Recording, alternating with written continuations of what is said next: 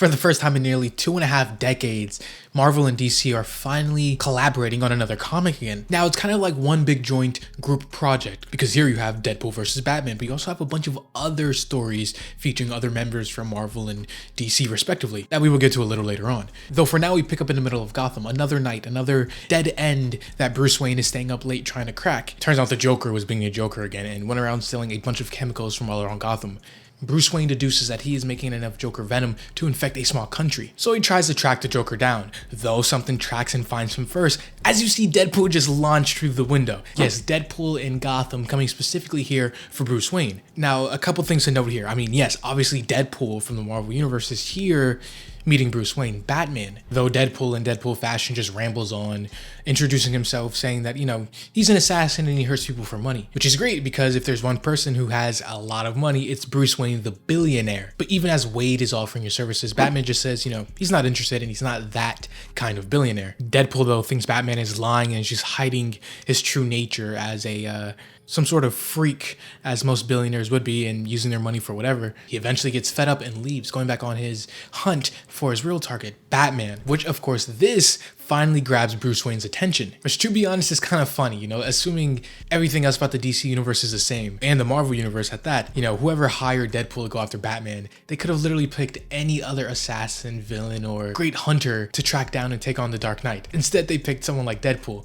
who, in all fairness, is pretty effective in his methods and can get the job done. But, they could have went with someone like Deathstroke or even Kraven, someone just higher on the totem pole. Though, as if the universe itself was listening and aiding Deadpool, suddenly the bat signal shines bright above in the sky, catching Deadpool's attention. Of course, him thinking that this is hilarious. There's no way that this Batman guy is serious, just shining his own beaconing call in the sky to come whenever someone needs him. Though, of course, Bruce takes his time to also get ready, because if Deadpool is looking to pick a fight with Batman, well, it's one he's going to get. Though eventually, as Wade Wilson makes his way to the Batsymbol, of course he doesn't find Batman, but he finds Commissioner Gordon, initially just asking, is this the line to meet Batman? But Gordon, after being not only a seasoned cop, but a seasoned veteran and resident inside of Gotham, he can pretty much spot crazy and insanity a mile away, especially from someone like Deadpool who just wears it on his sleeve. Eventually, Deadpool having enough and also being on a time rush, he grabs his katanas out and goes to threaten Commissioner Gordon, though he's made a pretty big mistake, because just at the moment the Batman finally arrives to confront Deadpool for the very first time, telling him, welcome to Gotham. And even though he just got dropped, Deadpool appreciates Batman's entire costume and getup, saying it's not only terrifying, but it's so effective. But it's a shame that someone hired a hit on him and Deadpool is going to have to take care of him. And you would think, this is a crossover. Surely their fight and battle is going to be prolonged and it's going to be a decent run. But no, Batman just completely dominates and dismantles Deadpool, from outskilling him, stabbing him with batarangs, smoke bombs, till eventually just tying him up and essentially rendering him useless. Because no, this is not like the situation he found himself in with Captain America. That was an actually close and even match. Purely physically and hand to hand, it could swing either way in a long, tough fought battle. Here though, that is obviously not the case, but Deadpool, being just delusional, just acts as it is, going on to say, okay, wait, you're right, we're too evenly matched. Look, we all want to know which one of us would win, but the point is, we've earned each other's respect, that much is clear. Deadpool continuing on saying that he just can't bring himself to murder Batman, which of course all this just confuses Batman, because at no point during this entire interaction, even with him back in Wayne Manor, was he ever truly in danger or not in control. Though because of the situation at hand, Batman has to take some of the attention off of Deadpool to focus on the bigger matters. Joker with enough chemical toxins to douse a small country? Yeah, that's a lot more dangerous than just Deadpool here. Gordon even confirming, saying that Joker is planning to unleash 30 tons of his venom upon the city. But of course, that only leaves a problem of finding the Joker. And with hundreds of different caves and hideouts and access points within Gotham, there's no way they can even search all of them within 6 hours to try and stop him. And this is exactly where Deadpool comes into play, because not only is he just another set of hands to help, which not that Batman really needs, as he has a whole bat family at his beck and call he can use for help and for extra muscle. But Wade also points out that he is exactly what Batman needs, because it's going to take a madman to catch another madman. And so with them running low on options and time, Batman just agrees, racing down the streets of Gotham inside of the Batmobile with Wade now in here too. Deadpool noticing how the Batmobile is super cramped and not really built for 2 people. Batman of course confirms that he works alone unless he has a Robin, in which Deadpool says, ah yes, the boy wonder, fighting crime with a shapely young boy. Safe to assume you've already heard every joke I could make about that. And I know these are seemingly desperate times and all, but letting someone like Deadpool inside of your car in an enclosed space with you is never a good idea. Heck, I wouldn't even be in 100 feet of the guy, let alone my eyes off of him and not paying attention, as, you know, this is when he double crosses Batman. As he goes on to say and explain that this is all a part of his plan, you know, he didn't even try to beat him back there, he just had to get him into an enclosed space as he pulls out a grenade filled with poisonous gas that knocks Batman out. Putting aside that this is an incredibly rookie mistake from over on Batman's end, you know, getting in the car with an assassin who was clearly a villain and likes murdering people. As Batman finally starts to wake up, we see where Wade took him. Took him directly to the Joker. Yes, it was the Joker himself who employed Deadpool to get to Batman. Batman instantly picking up on this, saying, wait, this isn't like you, Joker. This isn't your MO. Handling our vendetta off to some subcontractor. And the Joker goes on to basically say, yes, while true, we've seen how my usual schemes go.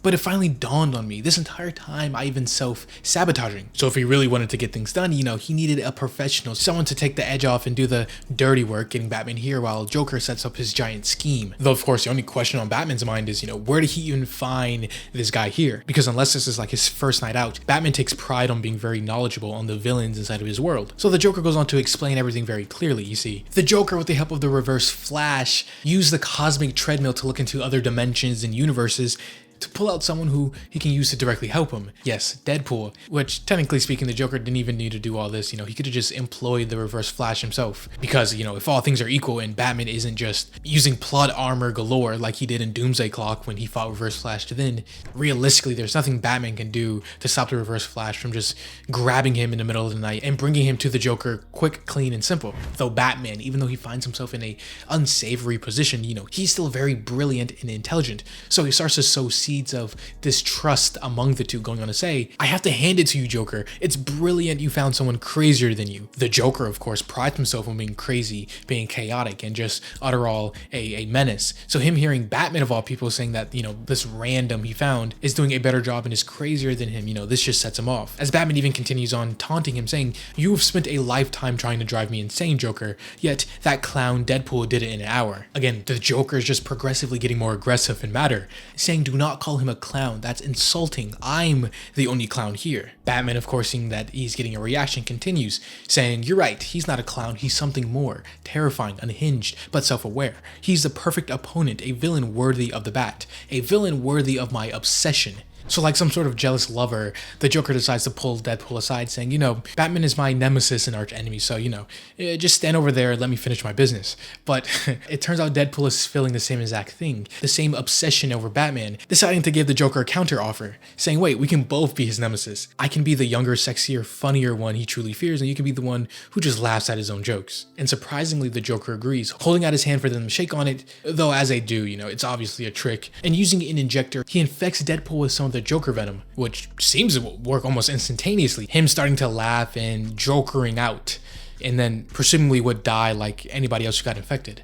Though, something that the Joker just wouldn't know, Deadpool has a very proficient healing factor, so almost instantly he is back to his old self and just backhands the Joker and smacks him away, running back over to Batman so he can free him, and then they can take down the Joker together. But even as Batman does, the Joker fully lays out his plan. The carousel over there is full with his toxin and Joker venom that will pump through every utility pipe in Gotham and is powerful enough to infect every man, woman, and child. But there is a way to stop it, only one way. There's a button in the center, though pressing it will kill anyone dumb enough to play the hero. Joker, thinking his plan is foolproof, you know, either Batman lets the toxin go through the city, or he sacrifices himself to stop everything here and blows up, dying in the process. Though there is one person he didn't account for, Deadpool running in and pressing the button and blowing up himself. Yeah, very effective and simple, and of course he's fine because of the healing factor, you know, just making quick work of Joker's entire plan just like that. And likewise, now that his plan is all dismantled, Batman just quickly dismantles the Joker, tying him up and putting him in the back of his trunk. And even now Deadpool still wants to go with Batman,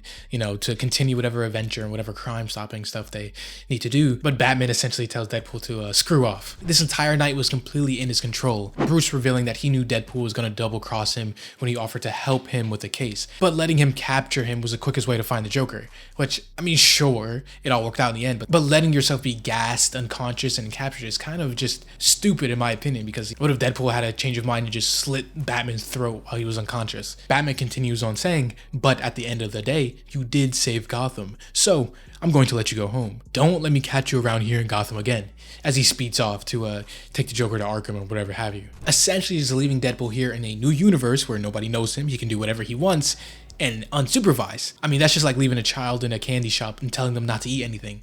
Obviously, they're going to do the one thing you don't want them to do. But whatever Deadpool is going to do next is going to happen in the next issue and the next video.